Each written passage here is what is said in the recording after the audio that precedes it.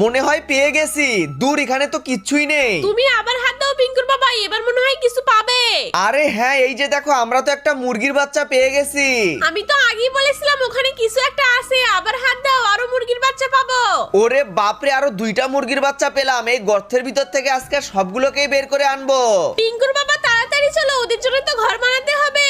ততক্ষণ এরা এই বক্সের ভিতরেই থাক, আমি ঘরের ব্যবস্থা করতেছি। এক্ষুনি যাও, ওরা তো অসুস্থ হয়ে পড়বে। বাপরে, এই পুচকে মুরগির বাচ্চাগুলোর জন্য আবার কি ঘর বানাবো? আগে একটা টেবিল বানিয়ে নেই, তারপর দেখা যাক কি হয়। বুদ্ধি পেয়েছি, এই টেবিলটাতে ছাদ লাগিয়ে বক্সের মতো ঘর বানাবো। নিচে একটা নেট লাগিয়ে দিতে হবে যেন কোনো অসুবিধা না হয়। আরে পিঙ্কুর বাবা, তুমি আবার এই ছোট্ট ঘর বানাচ্ছ কেন? ওদের জন্য তো বড় ঘরটাই ঠিক আছে। পাগলি মেয়ে, এই ছোট্ট ঘরগুলোকে ওই বড় ঘরের ভিতরে লাগিয়ে দেবো যেন ওরা খেলাধুলো করতে পারে। আচ্ছা তুমি বানিয়ে ফেলো, আমি ওদেরকে নিয়ে আসি। দূর, পরে নিয়ে আসবে, আগে আমি এর ভিতরে ওদের জন্য একটা পার্ক বানিয়ে ফেলবো। ওয়াও, এরা তো নতুন ঘর পেয়ে অনেক খুশি